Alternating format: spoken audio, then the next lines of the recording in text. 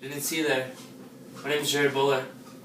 I'm Tyler Garrett. And I'm Clark Polmeyer, reporting on capital punishment. Capital punishment is a controversial topic in today's news. Capital punishment, also referred as to the death penalty, has been around since Jesus walked this great earth. The purpose of capital punishment is to punish criminals for what they have done wrong and to deter other criminal activity. In earlier days, the death penalty was used for murder, kidnapping, sexual abuse, such as, blasphemy, violation of the Sabbath. That's about it. Crimes that can receive the death penalty could be treasoning, first-degree murder, capital murder, along with stipulations depending on the state, such as Alabama.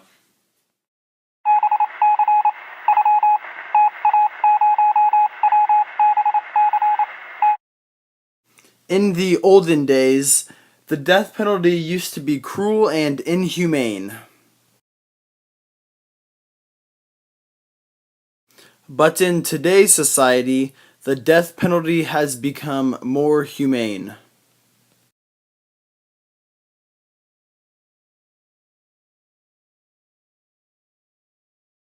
States 3 drugs are used: sodium thiopental, pancuronium, and potassium chloride.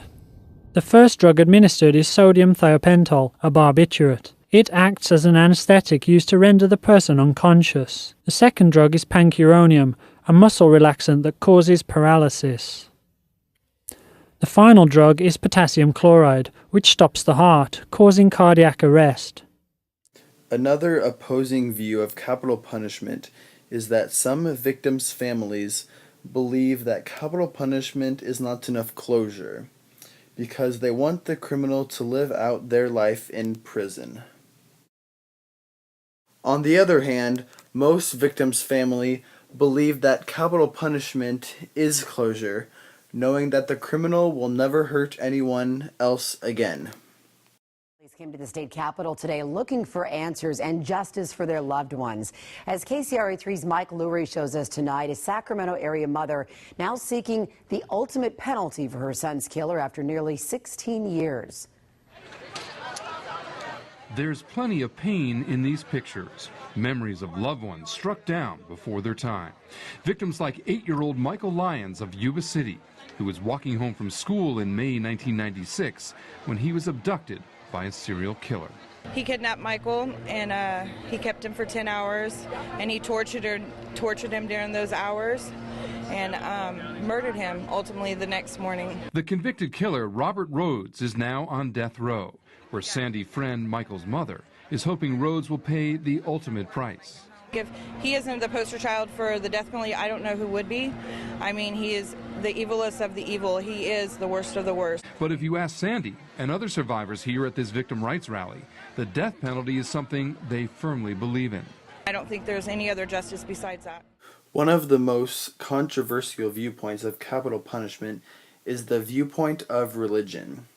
Some religious people hold strict to certain readings that forbid capital punishment. On the other hand, various verses of the New Testament endorse the use of the death penalty.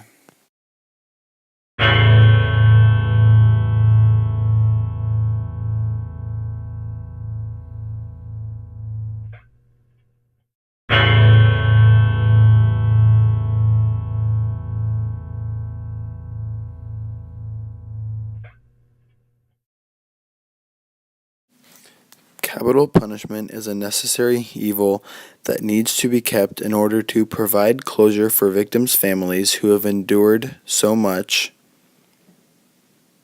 to show how justice is served, to provide a deterrent for criminals, to control overpopulation in the prison system, and to cut costs in an overcrowded court system.